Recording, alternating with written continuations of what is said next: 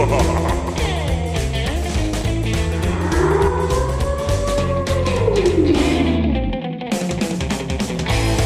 to the Nick Taylor Horror Show. Bill Lustig is an American filmmaker, director, and producer, perhaps best known as the director of the New York exploitation slasher classic Maniac, starring Joe Spinelli, with effects by Tom Savini, who actually stars in the film and has a great moment where he gets his head blown off. The scene may actually rival Scanners for one of the best exploding head sequences in cinematic history. Just an explosion of gore. That moment in itself is worth the price of admission for Maniac alone. Bill is also the founder of Blue Underground, which is one of my favorite horror remastering labels. Blue Underground just recently put out 2 new incredible releases, including Maniac and Lucio Fulci's Zombie, both of which are in 4K. Fulci Zombie is definitely in my top 3 favorite zombie movies of all time, and this release does not disappoint. In fact, it mesmerizes. The movie looks amazing in 4K, and it also comes with a CD of the soundtrack, which is extra cool. Maniac in 4K is also fantastic because one of the incredible things that Blue Underground and similar companies like Arrow Video does so well is they remaster these movies while retaining the cinema film look, which is really integral to the movie itself. The grit and the grain is still very much there in Maniac, and it all looks even better in 4K. So go check those 2 out at www.blue-underground.com. So Maniac was Bill's first movie, and the story behind the making of it was actually full of these timeless lessons in independent filmmaking. There's a particularly great story about how he and his team premiered Maniac at the Cannes Film Festival, if you can picture Maniac playing in Cannes. Here's a fun fact. Bill is actually the nephew of Jake LaMotta, the boxer who Robert De Niro plays in Raging Bull. Also, Bill was originally supposed to direct True Romance and was Quentin Tarantino's first choice as the director. Bill even wrote the ending to it before Tony Scott got the project. Another fun fact is that before horror, Bill started his career in hardcore pornography and was heavily immersed in the overall grindhouse culture of New York's famous 42nd Street. We talk about all of this and so much more on today's episode of the Nick Taylor Horror Show. Now, for your listening pleasure, Mr. Bill Lustig. How's everything going? Everything is good. Everything's good. Yeah. Good. So, first of all, congrats on the new Blue Underground releasing of Zombie. It really looks amazing. This beautiful 3-disc 4K remastering. Thank you again for sending it to me, by the way. It's pretty cool. This thing is amazing, and the fact that it has a soundtrack is extra cool because I really love the music. With a bonus track. Oh, with a bonus track. Never before released bonus track. Is it from Fabio Frizzi? Well, I think it is. No, it's actually a song. It was the song that was played when Tisha Farrow is creeping around the New York dock towards the beginning of the movie. Right. It's kind of a disco song. Oh, nice. Okay, really cool. So this is one of my favorite horror movies. From your perspective, what is it about Zombie that makes it endure to this day? Well, firstly, it's a pretty damn good script. It's a good script.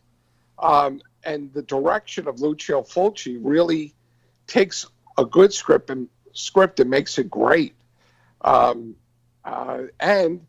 the set pieces in that movie are just, amazing, memorable set pieces. The girl with the underwater zombie, the splinter in the eye, all these things had never been seen before and since. Right. And done as well as done in the film. Yeah. Yeah, I mean, there's so many amazing images in it. And I think it was Guillermo del Toro who said when he first saw it, he was so young that he thought that he had dreamt the entire movie because it was that good. Well, I got to tell you, I saw Zombie its very opening day on Broadway. Whoa. And it was unforgettable. Yeah, that must have been amazing. Well, that was actually my next question. Where were you when you first saw Zombie, and what was the overall experience like? It was the very, very first day. I remember going to an afternoon show in a big Broadway theater, and it was just amazing. It was A film that I've seen, God, countless times since, and I love the movie. Yeah.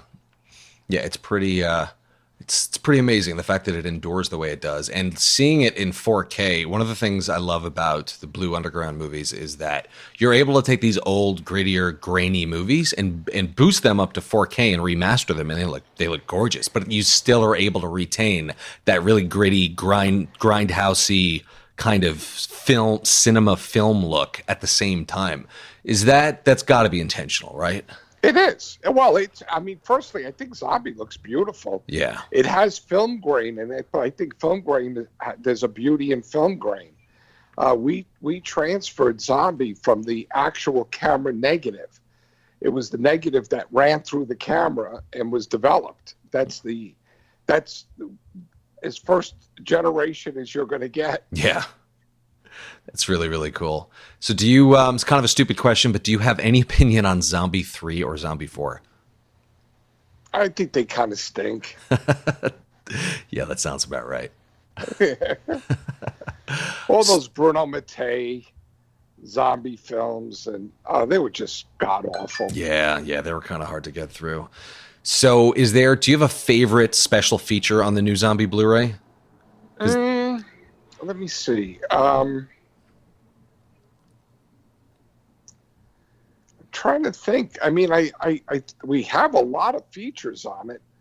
I'm trying to think of one that was particularly outstanding. I kind of like the commentary tracks. I think they're really interesting. Yeah, it was with one of the like a Fulci historian. I forgot his name. Yeah. He literally wrote the book Stephen on Fulci. Thrower. Right. I bought his book minutes before we actually got on the phone, as a matter of fact. It's big, beautiful hardcover from Amazon. Yeah, he gives a lot of insight into the movie. Okay, really cool. So as far as I'd love your opinion on the current state of horror, because the past few years have been pretty big for horror. 2017 was, and 2018, as far as I'm concerned, is a pretty big year for horror as well. What have you seen lately in the horror genre that's been particularly exciting for you? Well, I saw a Brazilian movie recently called Night Shifter, which I thought was a really great movie. I saw a movie that's coming out in February called Heart Plus Knife. Ooh. It's a French movie that really is a really good neo-giallo film. I've never been a fan of the ones that I consider kind of a giallo stylistic film, but what doesn't have any of the interesting storyline to it. Right. This one is really good. It's got a good script, good acting, and it's excellent movie. So you're not a big fan of those kind of dream logic giallos that go all over the place and don't really have a story? Exactly. There's these guys who made, what was that film? Amir and a couple of... And those films just don't really grab me. They don't have... They just don't work for me. Yeah. And let me see, some other horror. God. Trying to think now. I'm usually not a big fan of mainstream horror. Mm-hmm.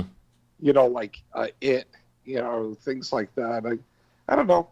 I'm less interested in those films. I've seen them, but they don't really resonate for me. It's mostly the lower budgeted, more B-movie horror that I enjoy seeing. Yeah, and you've been a big fan of foreign horror films for a really long time, obviously.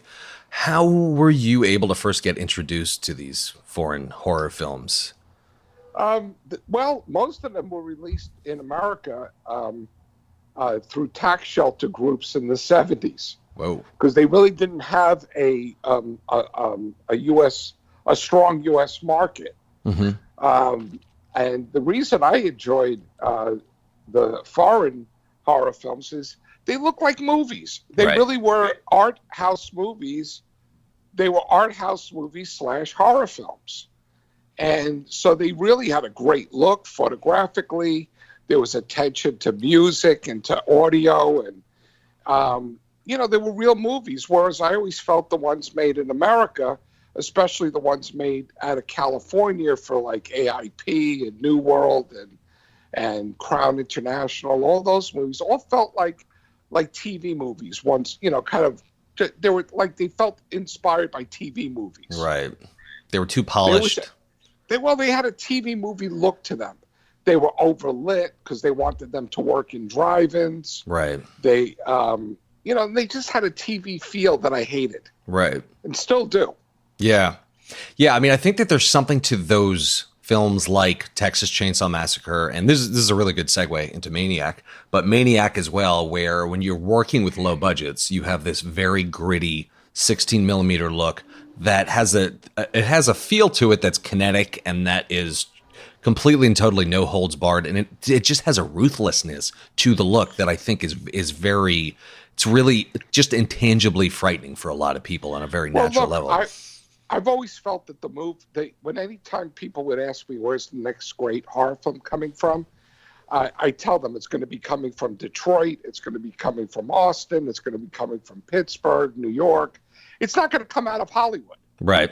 And the reason for that is I feel that filmmakers like myself and Sam Raimi and Tobe Hooper and George Romero, we weren't working with a rule book. I mean, we were out there making movies, and what made them, I think, interesting is we were doing things that Hollywood would consider foreboding. Right. And that's what gave these films a resonance to them. Yeah. Is it true that the inception for Maniac was somebody suggesting that you make Jaws on land? Kind of. It was, I kind of joke about it, but it's really true. It was kind of, the first thought was that, and then it went further into making a character that was a compilation of 70 serial killers. A compilation of actual 70 serial killers? Yes. Oh, that's interesting. So it was obviously a time period where there were a number of serial killers that were stalking streets. The 70s I considered to be the golden age of serial killers. You had Ted Bundy, you had Henry Lee Lucas, you had John Wayne Gacy, David Berkowitz. You had all of these really colorful serial killers. Today, serial killers are mostly, that weird guy down the street who kidnaps, rapes, and murders. Very boring. Back in the 70s, these guys had panache. John Wayne Gacy, he was a clown at children's birthday parties during the day, and at night he'd stalk the streets picking up young boys, bringing them back to his home, where he would have sex with them, kill them, and bury them under his house. Right. I mean, how much more interesting a character can that be? And Henry Lee Lucas, his mother used to dress him up as a girl because she wanted a girl. Right. I could go on and on. David Berkowitz, getting orders from his neighbor's dog. Oh, right. John Wayne. How about Ted Bundy? Ted Bundy was the kind of guy who girls were still wetting themselves when he was on trial for all the murders. Right. He was so, they considered him to be so handsome and charismatic and charming and all the rest. Right. So a fear of serial killers was really in the zeitgeist around the time that you wrote and produced Maniac, obviously. It was a fear and fascination. Yeah, it's interesting because it feels like we're still in this culture of fascination for serial killers. There's a lot on Netflix about serial killers. There's a number of movies like Making of a Murderer, just these docuseries. People just can't seem to get enough of all of the kind of forensic exploration of serial killers. True. Yeah. So but now with all of the forensics, it's kind of hard to be a serial killer. Right. Yeah, that's true. I mean, look at it. That guy who was sent out those bombs, how quickly. Oh yeah, they nabbed him. They arrested him. They arrested that guy. I mean, it's like you can't get away with shit anymore. So one thing I thought was interesting when you were talking to Mick Garris about Maniac and getting investors on board, you said that when investors jump on board when the train leaves the station. So in other words, when investors True. see that the movie is in motion, that's when they jump on board, instead of it just being some sort of intangible, abstract idea on a piece of paper or a script. Exactly. I've always taken the approach that you got to put the train on the tracks and get it moving, and that's when investors jump on board. Yeah. It's not the the textbook advice that people would give you, but to me, on a practical level, you have to take that risk, especially when you're trying to make your first films. You have to do that. And is that because investors obviously get pitched movies all the time, and people say, I have a script, or I have an idea, or I have a concept, and will you take a meeting? And is it just a matter of them needing to see actual tangible action being done on a movie in order for them to think, all right, this kid's legit, he actually has something going? Yeah, I mean, I think that's it. I think, they're seeing that it's real, that it's moving forward, and do they jump on board or pass? Right. It creates a momentum. It's always like that, though. Even if you're doing studio films, it's always like trying to create a sense of urgency for somebody to make a financial decision. Right. So very rare do things happen, where they're in from inception. Very rare do things happen when what? When they're in from inception. Okay. Where they're there from the beginning. It's always you got to create a certain scenario of urgency. Right. So if you don't do it, somebody else is going to do it. We've got the script. We just signed this actor. You're always trying to find ways to create a sense of urgency for investors to come on board. So for those indie filmmakers out there who are just scraping to get their low-budget movies off the ground and they don't have a ton of money, what are the things they can do to create urgency and to get that train on the tracks in the very beginning? Well, I mean, it's going out there. I mean, firstly, today, you don't have that big of a hurdle to make a movie. I mean, you can go out with a video camera and make a movie. Right. Back when I was making movies, it had to be on film, and film was inherently expensive. The equipment, the film, the processing, all that. There was a certain amount of money you needed. Right. And now it's almost like you can go out with $0 and make something happen. Right. Yeah, it's the good news and the bad news. I mean, it's good for filmmakers, but it floods the market with. There's a lot more competition nowadays, it seems. Well, I don't know if competition. I would say a lot more shitty films. Yeah, that's probably more accurate. Because they anybody can go out and really make a movie. Right. Yeah, it doesn't. You can do it with your smartphone. I think Steven Soderbergh he did an entire feature on a smartphone, I think about a year ago. I forgot what it was called, but. Yeah, a friend of mine, Sean Baker, did a movie with 2 iPhones. Oh, wow. That was terrific, called Tangerine. Oh, that's right. That was done with, I forgot that was done with entirely with iPhones. Yeah, it's really, really cool. And it was brilliant. So one thing that I thought was really fascinating is there's a great story about when you took Maniac on the festival circuit and you brought it to Cannes, and I think it was one of your producers who had a very kind of contrarian sense of how he wanted the film to be played. And instead of renting out the biggest theater, he wanted the smallest theater. Could you tell that? No, that wasn't a producer. That was a producer's rep. Oh, okay. It was our sale. It was really or known as a sales agent. I see. What had happened is I went to one of the most at the time the highest end audio facility in New York, which happened to be about 4 blocks from my apartment. Mm-hmm. And I asked them. I said, "Look," I live 4 blocks away. They knew me already. I had done some work there, and I said, "I'll take your downtime," meaning that it's the time that when someone's working on a project, often the studio goes empty because they're trying to finalize a reel or do something, and the studio doesn't charge that client for that downtime. Right. They just eat it.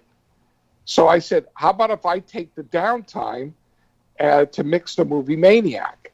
And so I got access to their biggest studio, their Dolby studio, and mixed Maniac in Dolby stereo. Now, this was 1980 when very few films were in Dolby stereo, let alone independent, low-budget independent films. Right. So when we go to premiere it in Cannes, I wanted to play it at a Dolby stereo theater, which at the time was only the big theaters in Cannes.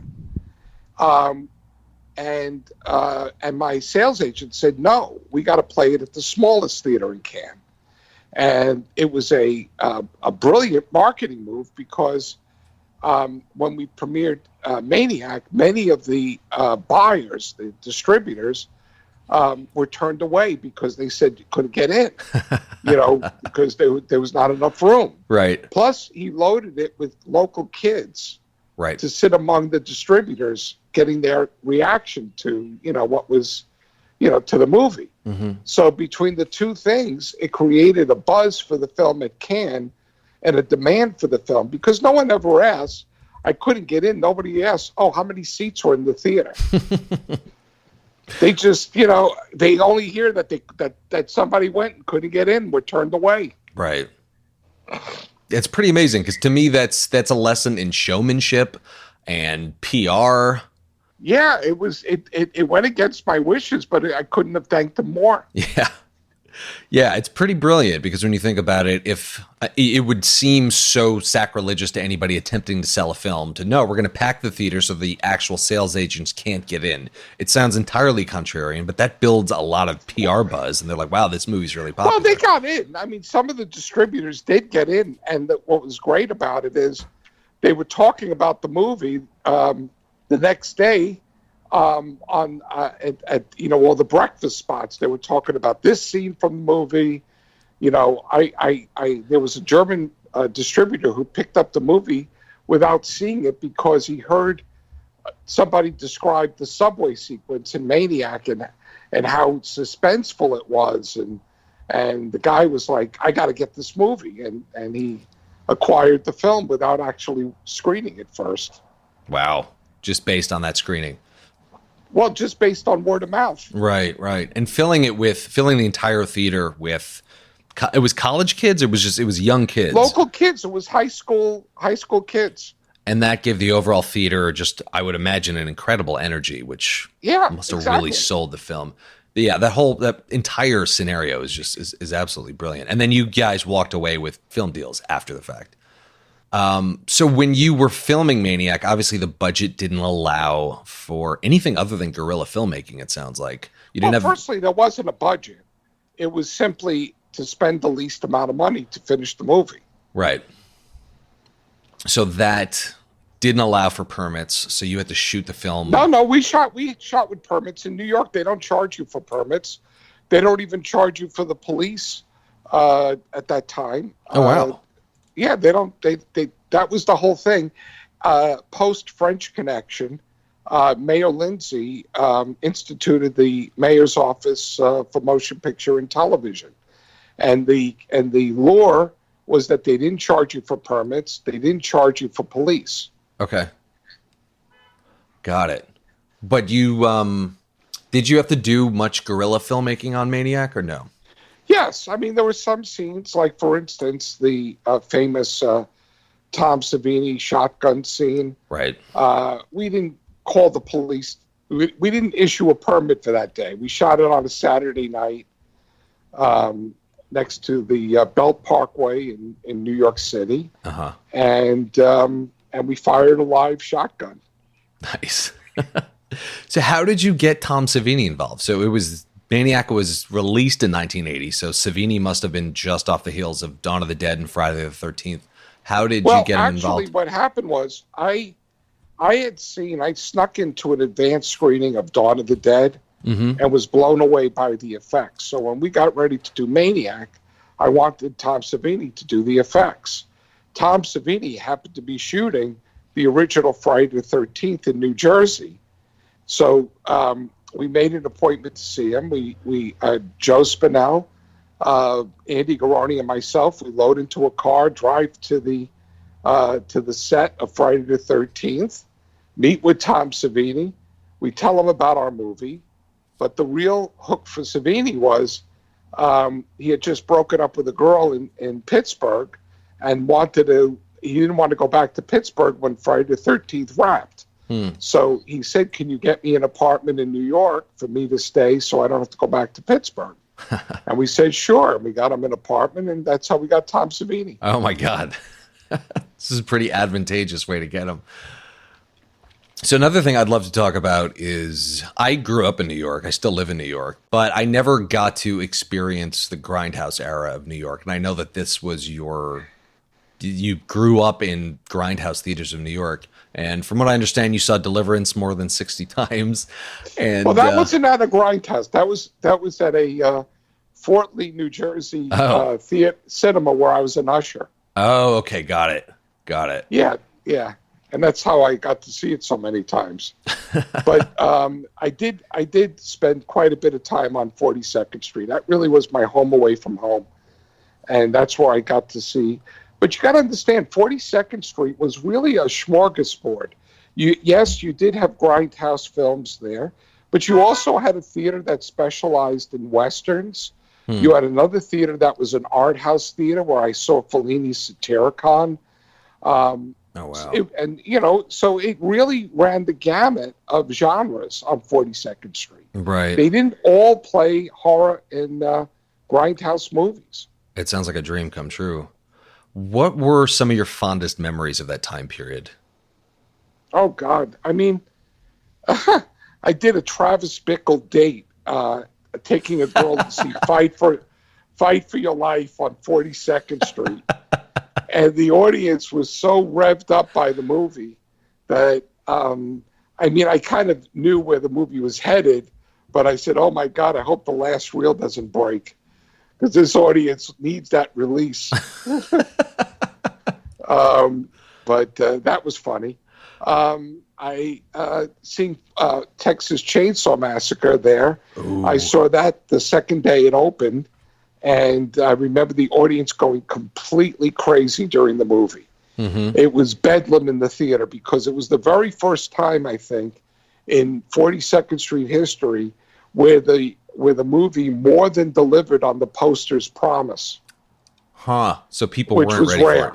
Right. They weren't ready for a movie that actually delivered on its promise. Right, because in the past, these exploitation films would have explosions and monsters and all sorts of things on the posters that would never, ever materialize in the movie. Exactly. When you say the audience went crazy during Texas Chainsaw, what was going on? What were people doing? I mean, screaming, I would imagine. I remember I had this memory of this kid sitting in front of me, didn't know me from Adam. He turned around during the scene when the girl is when grandfather is hitting the girl with the hammer on the head. Or trying to. And he turns around and he looks at me and goes, I can't believe this movie. I can't believe it. This is insane. This is great.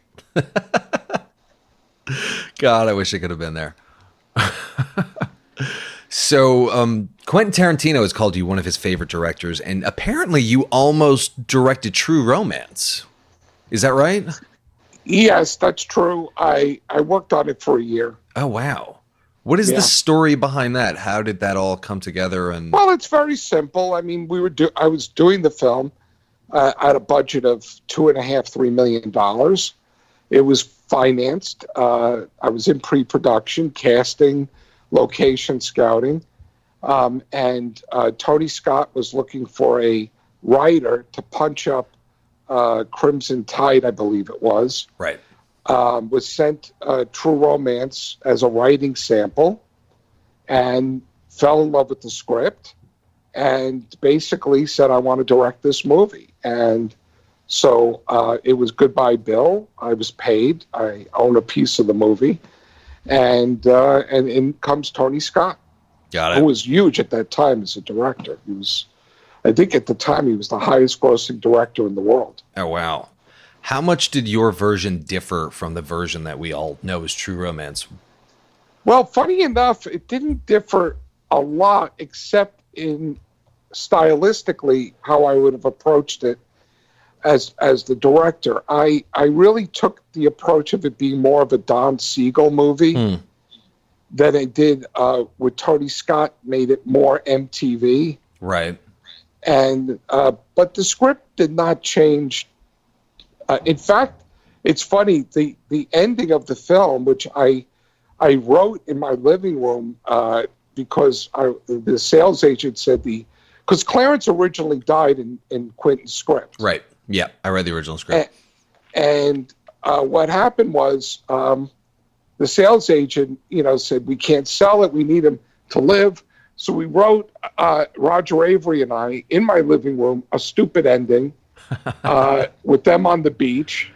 And Tony Scott wound up shooting it word for word. Oh, wow. You wrote that ending. Yeah, Roger Avery and myself. Yeah, we did it. It really was never intended to be shot. That's so we funny. did it just so the sales agent could send out the script. Wow.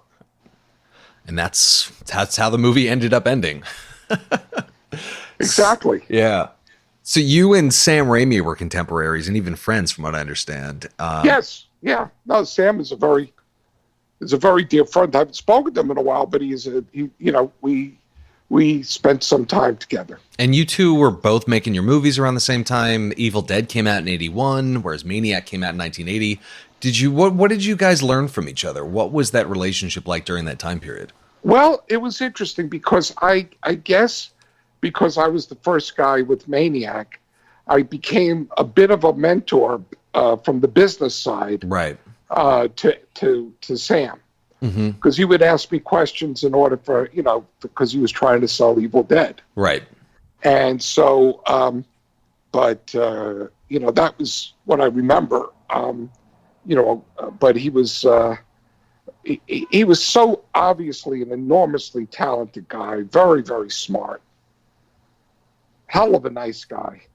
Yeah, that's such a cool idea. There's the two of you guys, young filmmakers, learning from each other. Yeah, it was fun. I remember the day we shot Maniac Cop, he was waiting for the financing for Darkman. He was in New York. I think he was sleeping at some girl's apartment. He was, and waiting and, biting his nails, waiting for the financing to happen on Darkman. Right. And suddenly I say, come on, Sam, we're going to go out and shoot a movie called Maniac Cop. I don't have a script, but, I called up Bruce. We're going to go out St. Patrick's Day.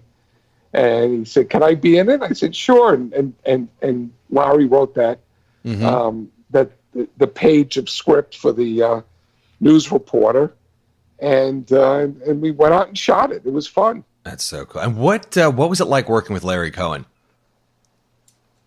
Larry is a brilliant idea man. There's no doubt about it. He's a very brilliant idea man.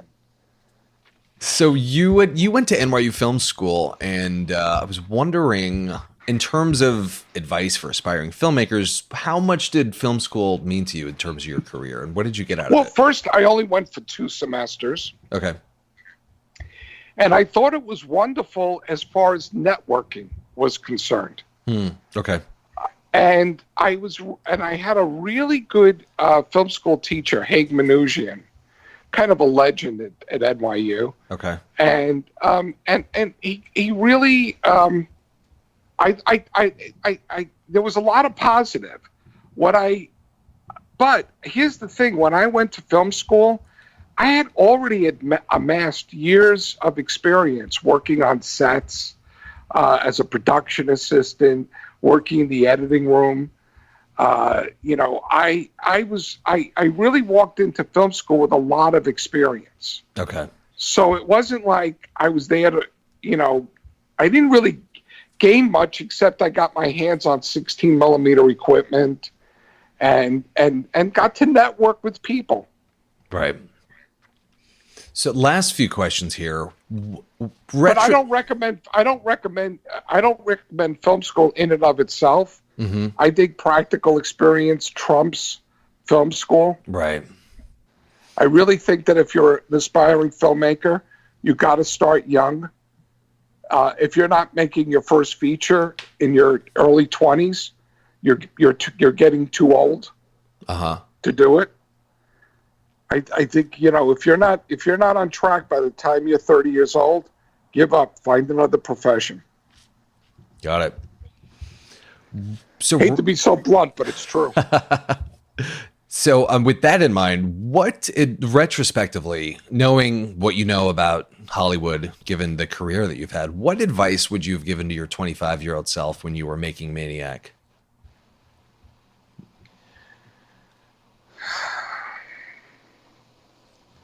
Looking back, yeah, and this is personal for me, I had basically low self-esteem because I was always looked upon. I was a high school dropout.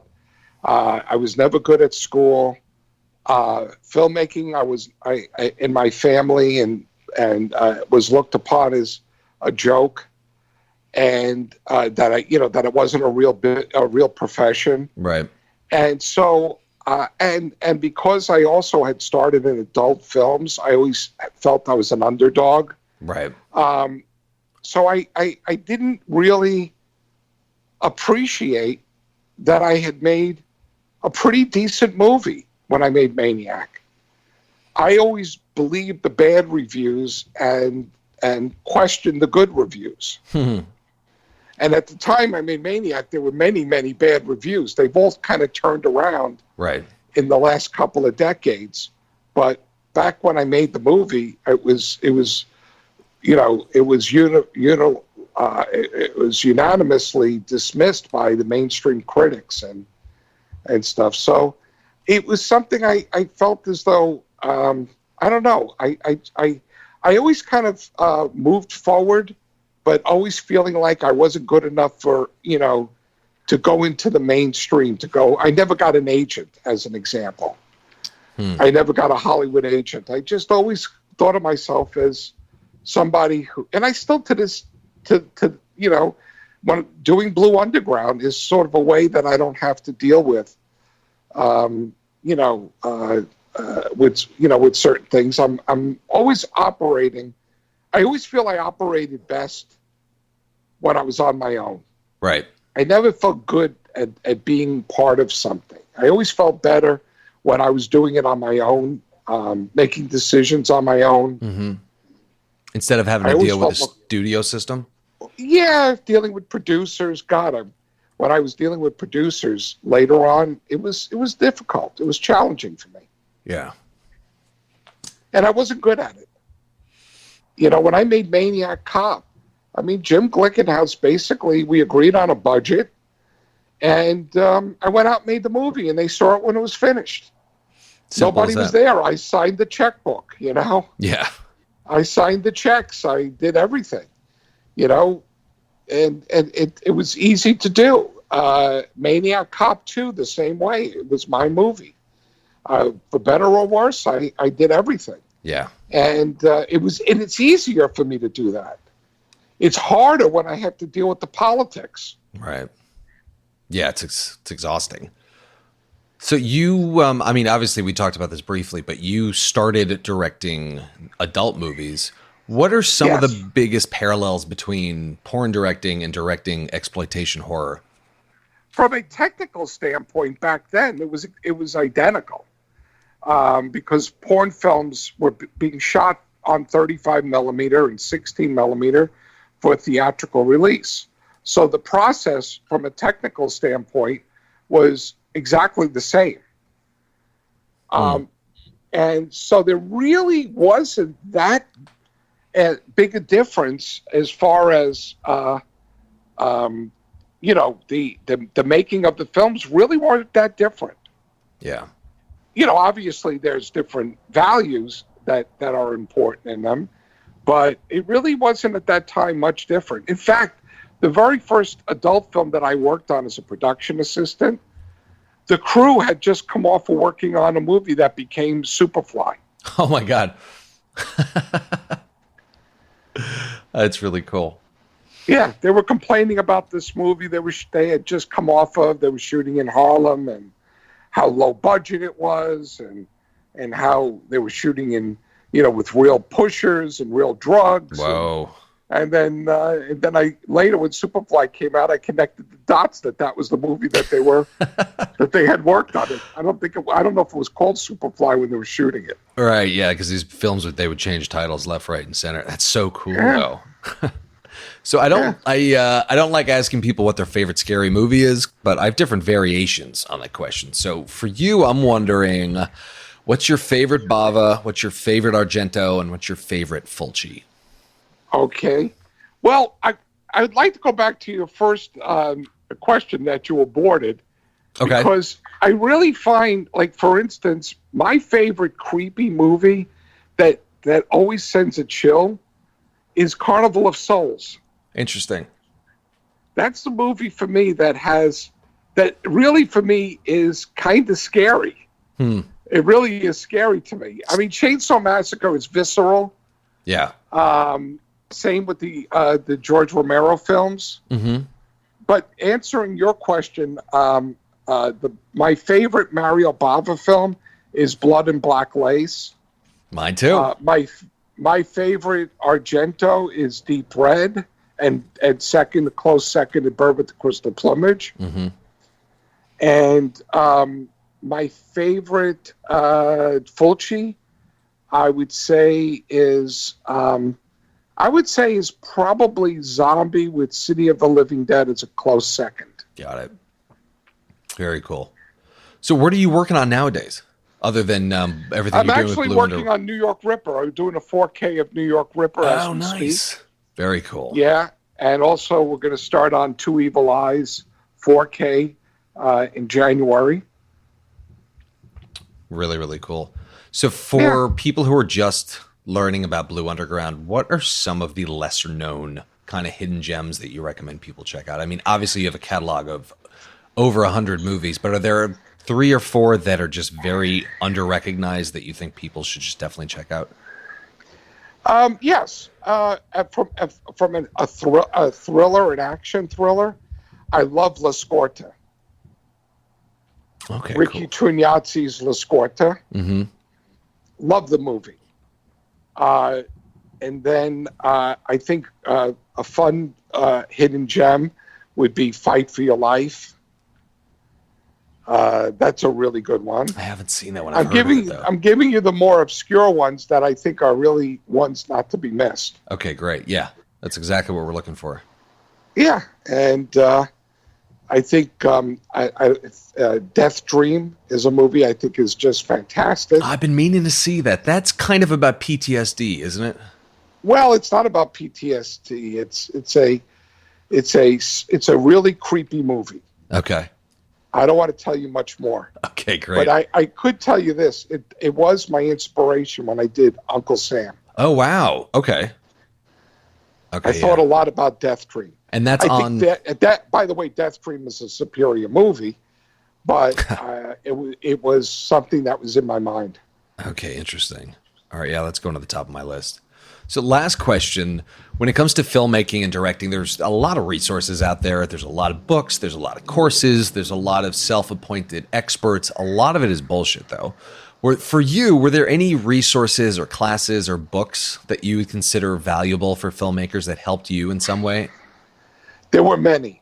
The one that sprung to mind as you were asking the question, Sidney Lumet's book on directing is amazing. Okay.